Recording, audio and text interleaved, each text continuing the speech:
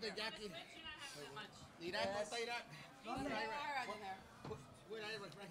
All right, everyone, we're thrilled to welcome in the winning connections of the Big Ass Fans Breeders' Cup Dirt Mile.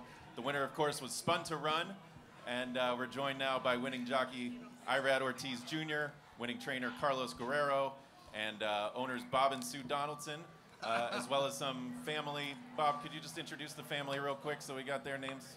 We have Christine, my daughter, and we Christine have Coleman. Christine Pullman, and we have Katie with us. No, Katie's not with us. Juliana. Can you bring the mic a little closer if you don't mind? My daughter Christine on the end, and Juliana is Carlos's daughter, and everybody knows Ira. The big man. And the main man. All right, well, congratulations to all of you. Thanks for coming down and talking to us. Irad, I know you're short on time, so let's start with you. If you can just tell us, you must have been amazed to be out there on your own. Just tell us your thoughts down the backside. To be honest, I just followed the instruction of Carlos. He just told me, listen, warm up good, break running, he's ready. Just let him run in the first part, and then you can slow down a little bit on the backside. And I came out aggressive. I think too aggressive, to be honest. I go into the first turn trying to slow it down, and he don't want to come back to me. I say, oh, man, I probably sent it too much. Now I'm trying to slow it down. I don't know how the time was, but I feel like I'm going a little fast. And I keep fighting with him, but he don't want to come back to me. I just let him be there. I can hold it no more, so I just try to relax him and let him be. That was his pace. And then he just keep going. When you have that choice, I think it's really interesting. You have the choice of either letting him run as he would like, even though you know you're going a little bit too fast, or trying to wrangle him even though you're going to fight him and he might not like that and respond well to it. How do you decide, how do you walk that fine line? I think a little experience before with horses like that, I don't really, most of the horses you keep fighting with them and they don't give you anything. So let me just leave it here, and if I have something in the end, I have it, whatever he bring me, whatever he give me in the end. So I can do anything probably if he bring me to the quarter pole. So thanks God, worked out good because he just keep going, he never slowed down. The middle of the second turn, he getting out a little bit, and I just say, can't fight with him no more. I mean, I can fight him. Just let him stay in the 3-4 path, and he just keep going and going. I think I have to say thanks to Carlos, the owner, for letting me ride it, and the team of Carlos, the assistant, Jose, the Cersei rider. They do a great job, and the trainer, because he was ready today. I think he can win today with any rider. I just was a passenger, to be honest. Very good. Carlos, your first Grade 1 win, your first Breeders' Cup win with the horse that gave you your first graded stakes win, correct? Yes, sir. All right, well, congratulations to you. Quite an achievement. Just tell us what was going through your mind during the race. I was out there by myself, me and the groom, and I told Ira, warming up really good. I said, get him out of there and let him run. I said, my other rider that rode him before, Paco Lopez, told me he was a milder horse. And I asked him, why do you think he's a milder horse? He says, because you can break running and you can finish running with him. And then my gut feeling, I always told the same thing, that this horse, he's very fast and he can finish fast. So if you let him get out there, a length or two, or even late second, but just let him run, he will finish as long as you don't fight him and let him do his thing. He will just keep going. He could have gone another eighth of a mile, and he had no problem with it. Bob, you bought this horse for $64,000. He's now earned you more than $1.5 million. Tell us about the ride you've been on this year. It's been a hell of a ride. I think Lisa and Carlos know I'm a hands-on kind of owner, but I don't tell Carlos what to do. I just enjoy the game, and I like to know what's going on. And Carlos and I get along good, and Lisa, and getting along with a trainer has a lot to do with the success of a horse. And how did you two come to be connected? Why is Carlos your trainer? How did I select him as my trainer?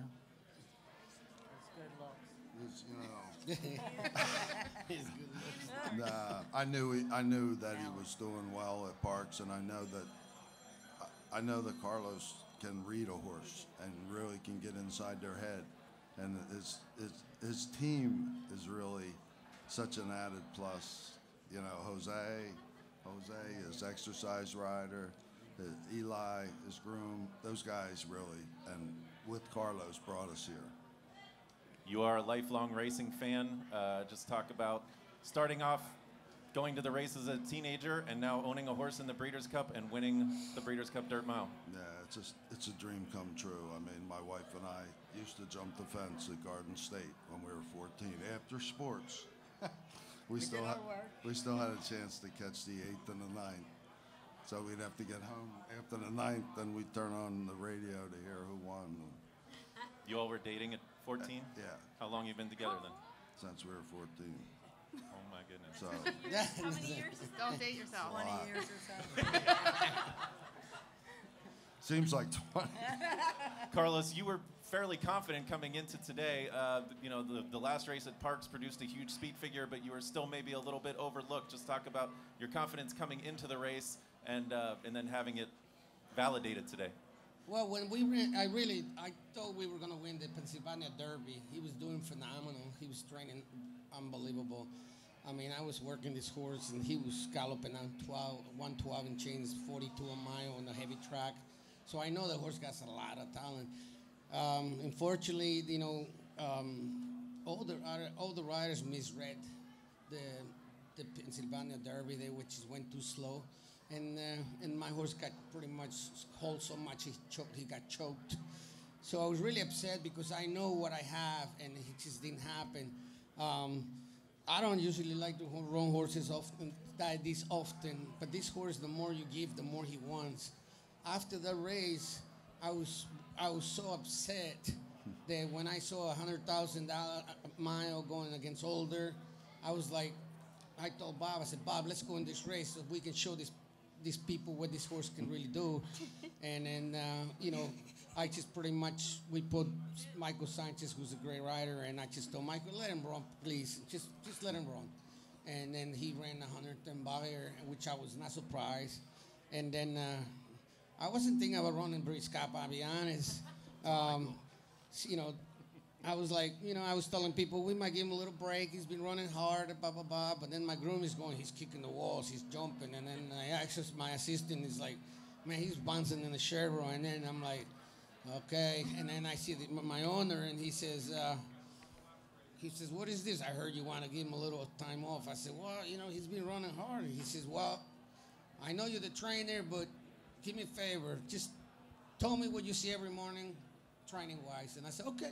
So when we start training and I start seeing him, he's like, I'm like, boss, he's training better than ever. Boss, he's doing this. Boss, he's doing that. And a week later, he says, we're going to the Breeders' Cup. So it was his call. You know, I just kind of make sure that the horse stayed, you know, healthy and happy. And but he just came out of that race, like, for a horse to run 110 Bayer and come back that good, I was amazed. And I'll be amazed if he comes back that good again. But hopefully we give him a little break this time. Well, you make it sound easy, but I know it's never easy making it to a Breeders' Cup race, and especially to win one. So can you tell us about your path to the Breeders' Cup today and your career? What do you mean, like? Just some background on your entire career as a trainer and, Sure. how this ranks today. Excuse me 1 second. Wishing him to get up and go to work. I got water. Well, I came from, originally, I was born in Mexico City. Came to the country when I was 14 years old. And originally I came to this country to go to school, but it didn't work out. So I went to work at the track when I was 14 at the old Mama Park, Garden State.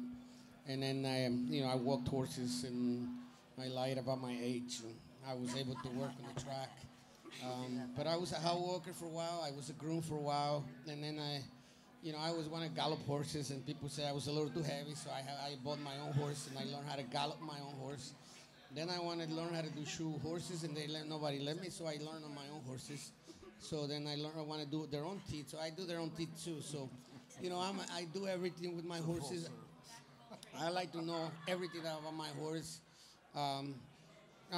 It's not like I'm the best, but I just, you know, we get it done. And it just, you know, I've been blessed. I got a great wife and my kids are unbelievable. They always, you know, always with me. We've been through hard times before. and I just think God is just giving this to me because, you know, me and my wife and my kids a few years ago, we went through a very hard time, you know, because we were winning a lot of races and people didn't understand. So that brought me a lot of problems. But thank God we fought, we came back, and Bob was, you know, great to get me this, you know, get this horse. And I don't know the story about how I got this horse, but I don't know if you want to hear it, but it was a good one. Please. I actually went to the sales with one of my main owners, the Sten Strike Stables, is Marshall Graham. And we went to the sale. He wanted me to learn about the sales. And I knew a little about how to buy horses, but not quite. You know, I trained to buy. So I went with Liz Crow. She's Marshall Graham's buys and sells horses for him. Yes. And he told me, go with Liz, learn how to buy horses and stuff. So I went with Liz. And we get there, and I'm getting off the car, and Mr. Bob over here calls me. He says, do you like your horse in the fourth race? And I go, what? He goes, yeah, you have a horse in the fourth. Do you like it? And I go, I don't even know who was. But I said, look, I said, I don't know. I said, I'm at the sales right now. He says, buy me a horse. And I'm like, what? And I wasn't training at that time for him. So he says, buy me a horse. And I go, Bob, I don't even train for you. He goes, I don't care. I want a horse. So then he says, I said, how much you want to spend? He says, 100,000. I said, well, that's good. So I go and I didn't believe him. I went to the lady and I said, how much Mr. Bob Donaldson has credit? He says, 100,000. I'm like, whoa. So I was like, okay. So by the time I got back, that filly sold. It was like 27. So I called him. I said, Bob, the filly sold already. I said, what do you want me to do? He goes, hold on, give me 1 minute. So he went in the book. He calls me back. He says, there's a number 50, Spun. He says, I love Spun. He says, I said, okay. I said, Bob, I didn't do any work on this horse. Like checked on nothing, scope, nothing. He goes, I don't care. You have a good eye. I know you figure it out. I said, okay. So he stayed on the phone. And he just says, when the horse comes in, just let me know what you see. And I go, okay. So I'm on the phone. And he comes walking in, and I go, wow, Bob, he's a good-looking man, Bob, you know. And I said, I don't want to say what I said, but he goes, buy him. And I was like, okay. So anyway, he started selling, and I only had 70,000. I said, finally, I said, you know what? I got it. Don't say nothing. So I waited till everybody bid on it, and I was the only bid, and I said 64,000. I said 64. He didn't know I bought him. A couple minutes later, he's trying to get to me, and he don't know. So on the way back to the barn, which is when back to check the horse, and you know, I'm thinking, you know, I don't know what I'm getting. I didn't get myself into it. But they brought the horse out, and the guy who sold it, he says, you stole this horse. And I go, what? He goes, you stole this horse. I said, well, I didn't even check them or nothing. And he says, I'm telling you, you stole this horse. And I think he was right. I would say so, and that's how you buy a Breeders' Cup winner, ladies and gentlemen. Yes. That's it.